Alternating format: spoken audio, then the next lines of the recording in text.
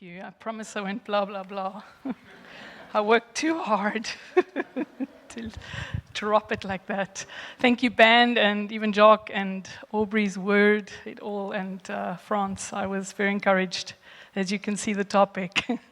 It's a life of faith. So nobody knew what I was preaching on today except Alice. And I'm really excited to share with you this morning. Debbie asked me to share a little bit about my journey in the early days living in China. And so I'm going to jump right into that. This morning, I want to speak about faith and make it practical by giving you some examples from my life where I moved from a place of faith and saw the Lord move mightily.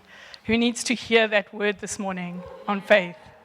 I've spoken to some of you hoping, planning, putting your faith out to join the Luxembourg mission coming soon. It is not a cheap mission. And I sense this morning in worship to just put it out there that if any of you have that on your heart to sow into that, please do that. You can put that in the missions account, say Luxembourg Mission General, or if you want to support someone specific, you can ask Debbie. But that's really an incredible place to sow into. Many of you know I was blessed with a 3-month sabbatical at the end of last year. I would highly recommend it if you ever are given that opportunity. Yes, France, we've been there. We were forever changed. And part of the sabbatical included a 38-day trip to China, Hong Kong, and the Philippines. To some, that sounds like a great holiday, the adventurous type perhaps, and to some, that may sound very daunting. I think I was somewhere in between. I was excited to go and see old friends again, and very daunted by the fact that I had a lot of hoops to jump through to be able to take my son Joshua with me. So he's still currently in foster care. So to be able to take him overseas is a lot of paperwork. And by many miracles, I was able to get a passport for him and visa. And the day before we flew, I got permission to take him out the country. Isn't that fun? I also have a 19-year-old daughter who I had to leave home alone for that time, and she struggles with abandonment and anxiety. So that was also a big step of faith to be able to say she's going to be in God's hands, and the community house will be God's hands and feet when needed. I also did not have the finances for such a big trip, going to 3 countries. The Chinese church had given me a promise about a year ago and said, if you come to China, we'll pay for your flight. So they didn't say Hong Kong, Philippines, there and back with your son. They just said, we'll pay. And when we had that chat towards the time, once I decided, they said, we are going to try and cover as much as we can, meaning as much as my flight as possible. So I was a bit nervous, but luckily I was able to book the flights and just stepped out in faith, did the visas, and knew the permission was going to be granted on time, and off we went. The wait was not easy. It was not always fun. And then a friend of mine from the Philippines said to me, why don't you make the wait a faith journey as well? So list the things that you need from the Lord, the things that need to come through, and tick them off as you go along.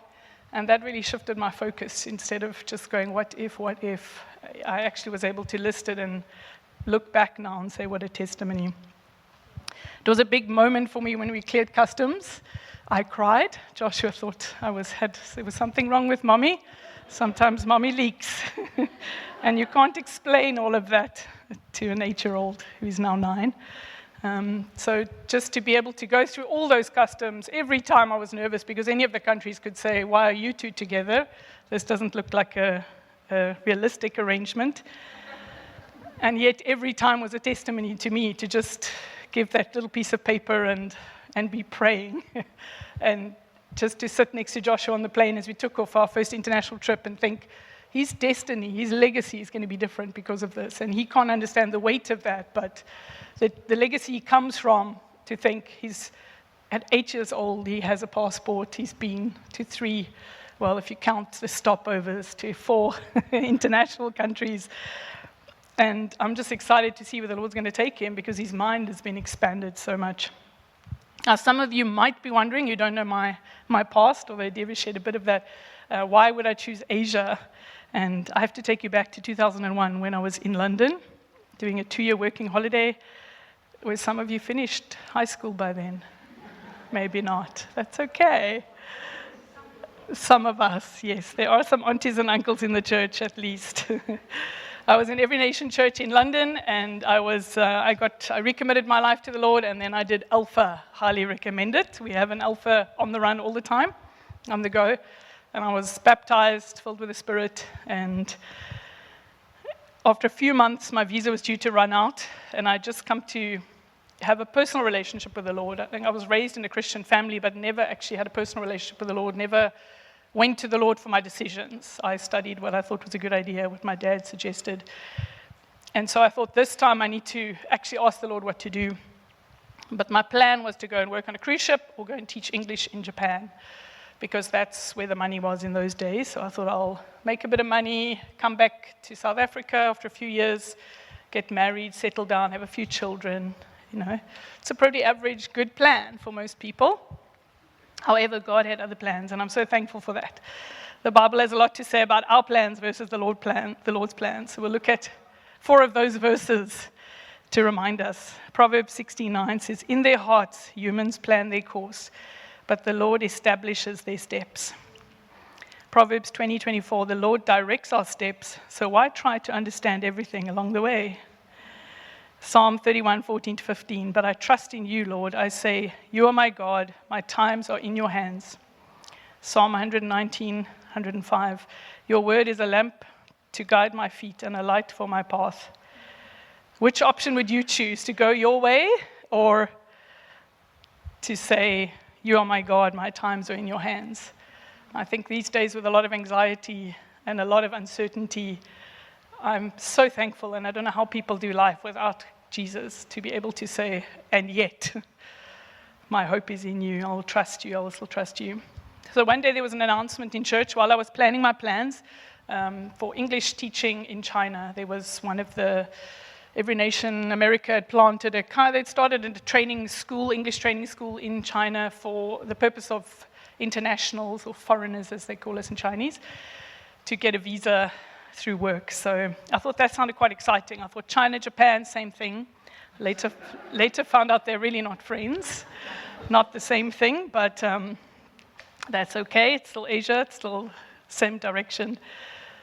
So I went to the meeting, filled in my application form. Apparently I was the only one who then applied. We were a lot in the meeting who were interested in it, but those days I was, I think I still am beautifully naive. We can call it childlike faith, because otherwise, if the Lord explained everything to me, I'd run the other direction. So I went along, filled in my form, and I was accepted.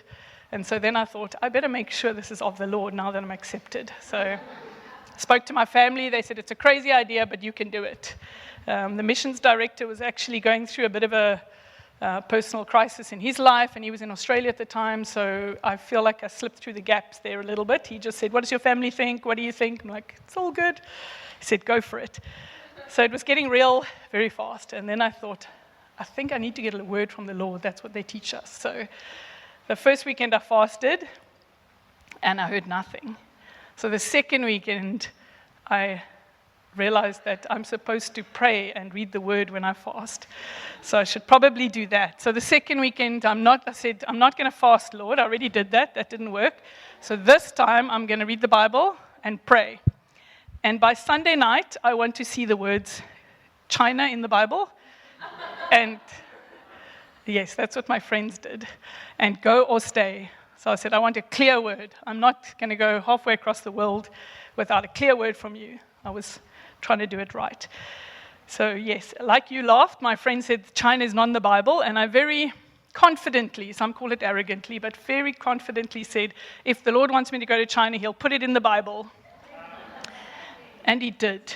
So by Sunday evening, I was getting a bit nervous because I'd given him a deadline of Sunday midnight. I'd gone to church. I expected a word from the Lord at church, some verse that said, go stay, maybe China somewhere. There was still nothing. So I came home and decided I'm going to have to read my Bible cover to cover and find the words. So opened the front cover of my study Bible, and there was this timeline of history. And China was mentioned about 3 times there. And then there was one, which I can't find. I have the same Bible now. And that one was stolen, but I also have the ESV study Bible, and I can't find that timeline in my current one. But it was there in that version. And I saw the Great Wall of China stood out for me. So I thought, okay, got China, we've got this wall thing, all right. Now, what about go or stay? I've got half what I required, what I requested, demanded from the Lord.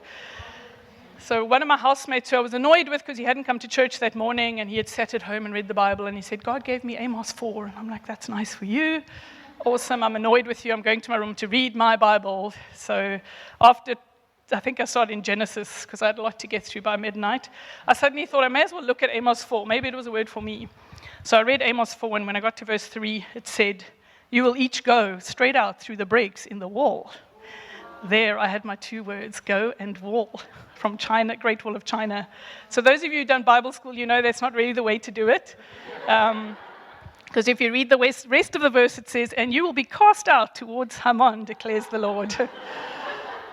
But luckily in my naivety, I just said, I got my word, and off I went. I didn't read it fully, which I do not recommend that way. But I really feel the Lord just smiled at me that day and said, my dear child, I honor you because you know no better. So I'm just going to help you out there.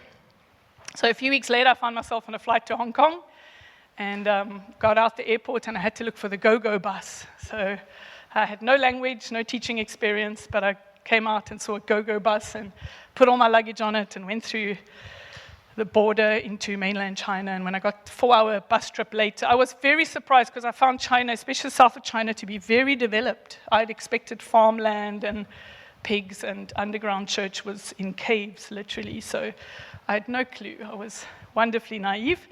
And so I was quite surprised by all high-rise buildings and technology, even at that stage.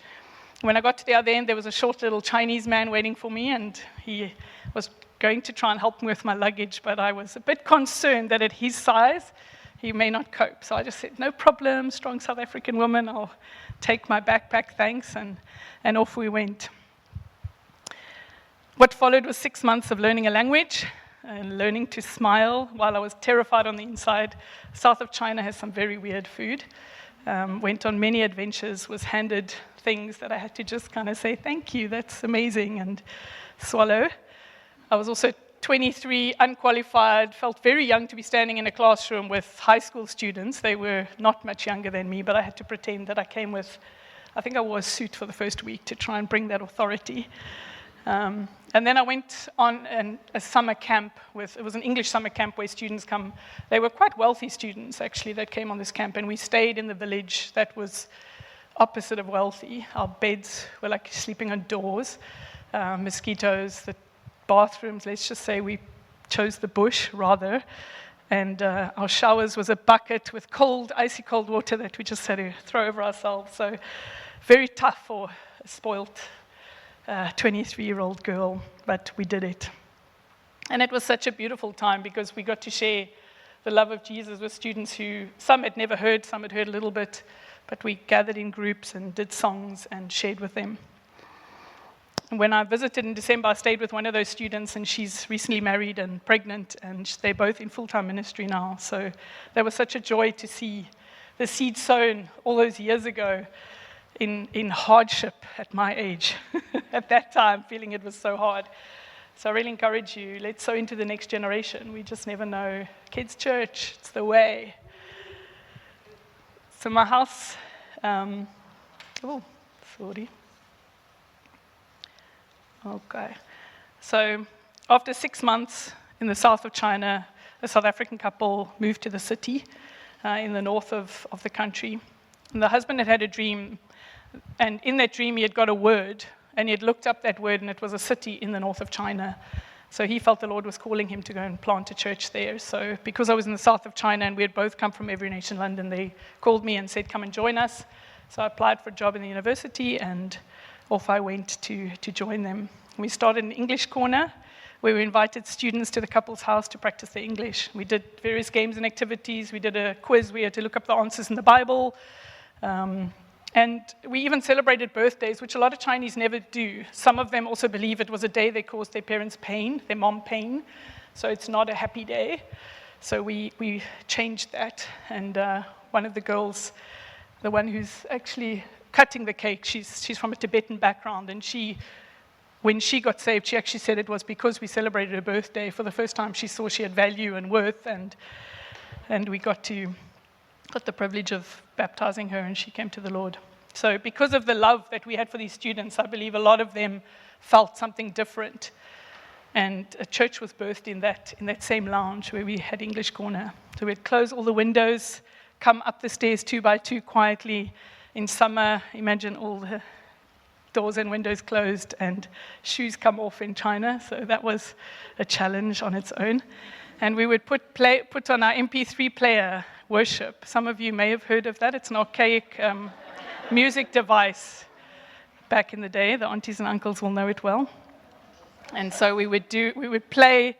We had a mission team coming once to train our worship team, which was quite awkward because our worship team was an MP3 player that we pressed play, and they went through the whole thing explaining how we recruit for the worship team. And so we did it by faith, and we now have, of course, we have a worship team many years later. So we would do the worship, share a little word in the lounge, and then we'd go for a meal afterwards. We'd go 2 by 2 and meet at the restaurant, which is very similar to how we do small group nowadays. So that's church planting. We did baptisms in the bath.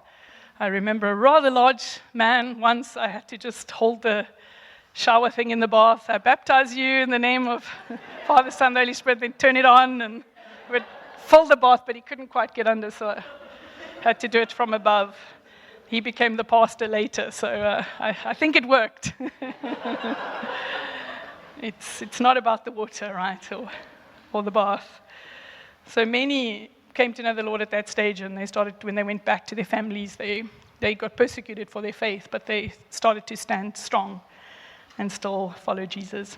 As a teacher, I also used every opportunity to share about Jesus, especially when it's Easter and Christmas. Then it's a cultural thing that you're sharing, so we were able to be pretty open during that time. And I would challenge my students and give them controversial questions, things like abortion, what are their thoughts on that, what are alternatives, and it was very hard because they all had the same answer that they were raised to say. And so I realized that without the Spirit removing that veil first, it's very hard ground. But once that veil is removed, it was really easy. And they would come to the Lord quickly. So after 2 years in that second city, a dream started to stir in my heart one day that maybe in 3 years' time, a little bit down the line, once I've raised some support and got the church nice and steady and sorted, I want to go to mission school in the Philippines for a year. And then a few weeks later, I mentioned it to the pastor at the time, and a few weeks later, he said, "That's a great idea, go. It's starting in a few weeks' time." So once again, the Lord's timing was a bit faster than mine. I don't like change. So I think that's why he flung me out into the world, into different countries to be changed. And so a few weeks later, myself and the Tibetan girl in that cutting the cake, she and I were on a plane heading for Manila in the Philippines to go to attend mission school.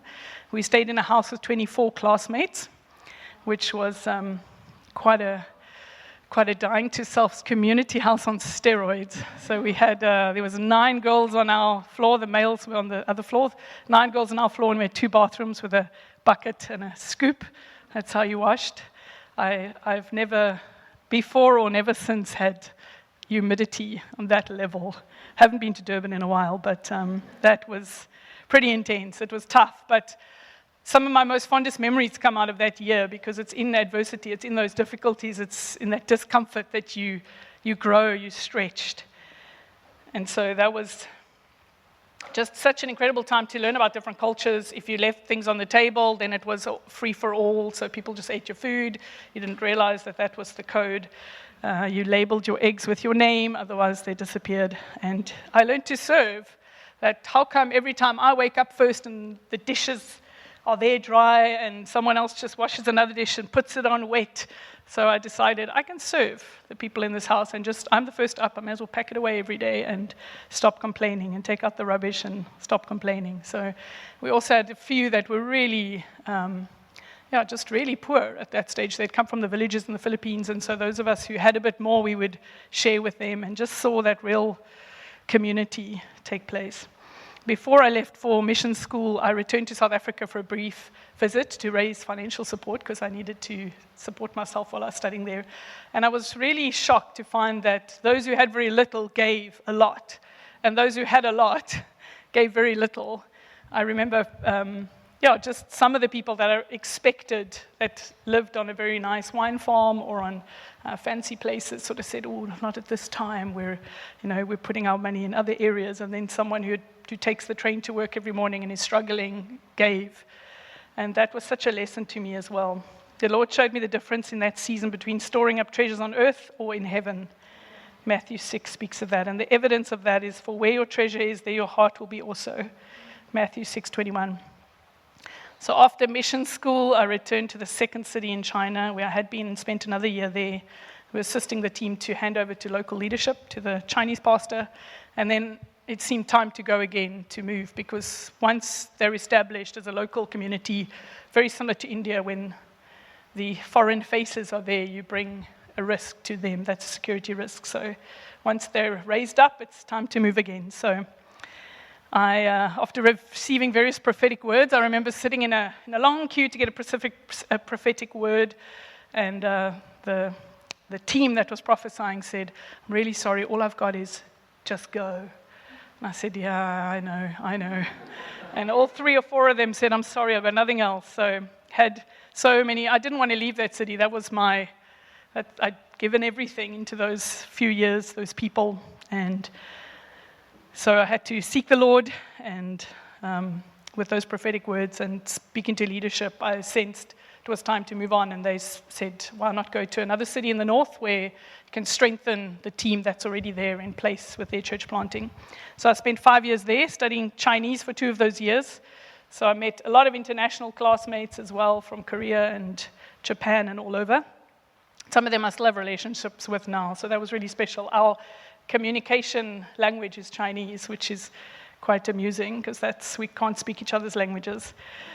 And I shared a flat with 2 Filipino girls during that time that were also from the Every Nation Church that we were planting, and it was also an incredible time where they got paid, or they got their support twice a month, and I got mine once a month at different times. So we just used whoever's money had come through, and then we used whoever's money came through next. So there was no, this is mine, or I got more, you got more. We just bought groceries together and bought toiletries together. And I really learned, Filipinos are a real hospitable nation. They're even more than South Africans, I feel. They're just like, I have nothing, but you can have it all. And so I really learned to just share, and to what is mine is yours. Hebrews 11:6 says, and without faith it is impossible to please God, because anyone who comes to him must believe that he exists and that he rewards those who earnestly seek him. If it's impossible to please God without faith, surely we want to be able to live a life of faith, because as believers we want to please God. In order to do that, we need to be sure of what faith is exactly, because nowadays we have different terminology for different things. I think back in the day I thought faith was like this big thing that you must do and radical for Jesus and go out there and give up your career and just be in ministry. But often it's the mundane day-to-day things where we actually are living a life of faith. If that's what God's called us to, then that's what we need to do. Hebrews 11 is often referred to as the Great Hall of Faith. It lists many men and women who demonstrated faith, yet not all lived to see the promises of God fulfilled in their lifetimes. I don't enjoy that verse so much. I would love to know there's a guarantee that my work is paid off and I see it all. And I'm one of the privileged people who's actually been back to see the fruit of a lot of the labor and the team that the team put in. A lot of us don't get to see that, and that's okay. We'll be in heaven one day. Faith is firstly in God, not in our strength or our plans or our ideas. It's in a God who is faithful and unchanging. So because of his character, we can put our faith in him and live a life of walking on water, so to speak, where we can't always be sure or have things all clearly planned out or guaranteed. But we can be certain he loves us and is for us and will lead and guide us as we walk together in step with him. So that just gives me so much comfort that when we step out, that he's with us. Our faith is in his character, and that cannot be, there's no hole in that. There's no gap. There's no gray. Faith is important because it is a means by which we have relationship with God. Ephesians 2:8 says, for by grace you have been saved through faith. So it took faith to become a Christian. It took faith to say, I believe in God. So we already have faith. He gives us that faith. And so that's the first step, and then we continue in faith for the rest of our lives. All right, so to make this practical, faith is believing that God is who he says he is and walking that out in our lives. Many of us know the story of the disciples in the boat when Jesus walked on the water towards them. And there's many preachings about that. Get out of the boat, go for Jesus. Was Jesus upset? Was he actually just laughing? Did he rebuke Peter? Was he just gentle with him? And I want to use that analogy just because I think we're very familiar with that story and we can imagine sitting in that boat and Jesus calls us and how do we respond. So I wanted to mention 3 types of boats that also came out in the word with fear and control. So one of them is a boat of comfort. So this may be something that brings you comfort like a car. I was chatting to Lindsay and Andre in Portugal now, and they're like, we're public transport. We're using public transport. It's tough. Can't be on our phones. And sometimes that's hard for us. A nice house, a fixed salary, peaceful neighborhood, familiar group of friends. Can even be Netflix or being able to enjoy good wine or a braai every week. I know people who've looked for houses with the braai place because that is most important. Nothing wrong with any of these. But when the Lord asks you to give up any of them and you cannot for that reason, then it's become an idol. That's something that you then have to say, Lord, I can give even this up for you.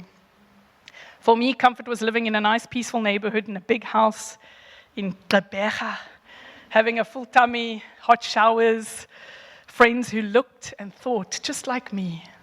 I was never challenged. I was shocked when I went to the States and they asked me about how come our president is white. And I did not really know the answer. I was wonderfully naive and I just lived such a sheltered life and had to work through all of those things as I traveled and found out I'd lived in a beautiful disillusionment of reality. And so some of my, and comfort for me was not having to use a squat toilet or having cold washers using a bucket or eating food that came with their eyes staring at me. I prefer my food without eyes. And yet, we seldom grow out of a place of comfort, do we? I think we all know that. Those of you who like hiking or trail running or mountain biking, missions, can agree with me. It's in those times of discomfort and pushing beyond ourselves that we actually, if we look back, we've had the most fun because we've seen that the Lord comes through. We've seen what we're capable of. And I think that's where our greatest memories are made. Okay, the second boat is the boat of fear. These are usually where we have the what-ifs that can lead to anxiety or paralyze us from moving forward for fear of what may or may not happen. Will the new job be better than this one? Will my parents be okay if I'm so far away? Will my family be able to survive on a fluctuating income? Will she say yes? What if I fail in the new position? What if my weaknesses are exposed? Can we afford a second child or a third child or a fourth child? What if God does not come through for me? And these are things we have to wrestle with. It's okay to think about it, to process it, and to think, oh, I have fear in this, acknowledge it, and work through it and say, but Lord, you are faithful. I met with my financial advisor the other day, and I forget each time before I meet her that a lot of the products are very fear-inducing. Speak about what if you lose your job and your kids need support and you don't have income? What if there's a fire in your house? What if? And I feel myself being gripped with fear each time and then being reminded that, okay, she is a believer and she knows by now because she looks at my income that I tithe and give a lot to the church and missions, and she's aware that my expenses exceed my income every time. And so she has tried to prompt me in the way of saving, and I do save, and I have medical aid and some policies in place. Again, nothing wrong with those, but it's to really hear the Lord on those things and not do it out of a place of fear. And she has informed me that I will not be able to retire at 60 or 65. And I said, I'm well aware of that. I've never heard the Lord saying we can retire just because of an age. So I'm okay with that. She said, I must ask my company at what age I can retire. So that's the next step, you see. I might be around a while. All right, so we've got the boat of comfort, the boat of fear, and the last one I wanted to mention is the boat of control, which was mentioned in the words. How many of us like being told what to do and have no say in it?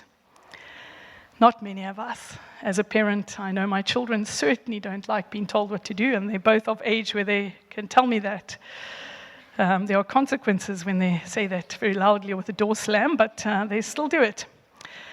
Modern society screams individuality and chants the all too familiar, whatever makes you happy. I don't see that in the Bible. That is not there. That is a nice lie. Jesus calls us to lordship. Not freedom of speech or putting our happiness above others. We are not called to be depressed doormats either, but we are called to love others and to serve, not to do whatever we want to do, no matter the consequence. Romans 13:1 says, "Let everyone be subject to the governing authorities, for there is no authority except that which God has established." Do any of these boats resonate with you? I'm sure. They certainly did with me at one time or the other. And some of them are daily. My comfort is challenged daily. And yet, when we walk by faith and in obedience to God, none of the excuses or fears really matter anymore, because we're no more in control of our lives today. We're sitting here right now, a relatively safe environment, relatively cool. Or if you're in a stormy sea in the middle of the ocean, we're no more safe. We're no more in control of our lives. And Proverbs 19:21 says, "Many are the plans in a person's heart, but it is the Lord's purpose that prevails." And ultimately, as believers, we want the Lord's purpose to prevail, as it's of eternal value rather than temporary pleasure or glory. And that is what I keep reminding myself when I get frustrated and feel, is it really worth it? And then I just remember, in light of eternity, we are going to be here for a fraction of time. We're going to blink our eyes, and we'll be in eternity and look back and think, goodness gracious, what was I complaining about? Was it that bad? Fear reveals a lack of trust in an almighty God who holds creation in his hands. And I'm preaching to myself right now, as we're humans, so we tend to easily get wrapped up in the things of the world, the fears, the things in our face that we see every day. I'm challenged often by my family and by their struggles, and have to remind myself that, Lord, you've given me everything I need. As a single mom, I get quite panicky at times. I had 2 panic attacks in my life, and those were both after my children came, and I realized that, I actually don't know what I'm doing. I need help. I'm overwhelmed, and have had to learn that if you don't give it to the Lord, you're supposed to be overwhelmed if you're doing it in your own strength. And so in all these things, where God directs us to step out, maybe He asks you to give something or sell something or move or resign or start doing something we've avoided for years, or stop doing something we've been doing for years. And we choose not to do it for whatever reason, we're being disobedient. That's the truth. That's hard. Doesn't mean it's easy to give up something or to give away something or to receive something, but that is the truth. And we'll struggle to grow in our intimacy with the Lord if we don't live in obedience to Him. So let's quickly recap what the word says about faith. In Hebrews 11:1, it says, "Now faith is confidence in what we hope for, and assurance about what we do not see." What is something you've been running from or planning to get to when you have enough time, enough money, enough kids, resources, a bigger house, higher qualification? If I waited until I was qualified enough, I would never have left PE. I was very comfortable. I was very confident. Thought I knew everything about everything. I was 20, so of course I did. And I feel the Lord just had to throw me out and say, I've got to do some shaking. I've got to do some molding. And sometimes where we're sitting in a very comfortable place, it's very hard for us to change. God is not man that He should lie or confuse or deceive us. His plans are for our good. And that's the good news. As scary as it can be to step out in faith, as scary as it can be to give away that thing you've been holding on to that you know the Lord's told you to give away, or to bless someone with, or to change jobs, His plans are for good. So when it is Him, we can give it away joyfully because we can wait with open hands. Now that's empty. We're ready to receive. He's a loving Father, so we don't have to fear. Ask Him to show you which way to go, then listen. That is the most important part, is that we make sure that it's of Him. We all have good ideas. We all feel we hear the Lord at certain times, and that's why we have small groups, accountability, people to pray with us, so that we make sure. Debbie often says when we're sending people, we don't just send people who say, I'm going here. He sits with them and says, how do you know you're called there? What has the Lord said to you? And then we can send you with joy because we know you've heard the Lord. So I'm going to leave you with 2 discussion questions, and we'll have a time of prayer. If this has stirred your heart where you feel there's something you've been holding on to that you need to let go of, or something you need a change in, and you're like, I need someone to pray with me on this. This is too hard. We're going to have some people at the back there to pray with you. And I want you to really contend for these things in worship as well, and just say, Lord, this is hard. It's too hard for me. But I want to be able to just put out my hands and receive from you. And he just asks us for how much faith? Mustard seed. It's tiny. And that's the first step. It's just, I think we just stand up. I mean, Peter said, Lord, if it is you, call me. He didn't just say, there's Jesus, I knew it, and off he went. He said, Lord, if it is you, and we can say, Lord, is it you? Because we don't want to be out there on the stormy seas, and Jesus is not there. He's always with us, but we want to make sure that it's of him. But don't get paralyzed in the waiting for him. Pray with people, ask people to confirm with you. All right, so the 2 discussion questions, you're welcome to share with the people around you, or you can, if you want to receive prayer, or just sit with it. If it's very personal, which boat do you think you're in at this stage of your life? Is it control, fear, comfort? And what's one step you can commit to doing today to get out of that boat? It doesn't have to be big. It can be, I'm going to get an accountability partner. I'm going to get a prayer partner. I'm going to give away. I'm going to start tithing. Whatever that little step is that you feel the Lord has highlighted for you today. Worship team, if we can worship.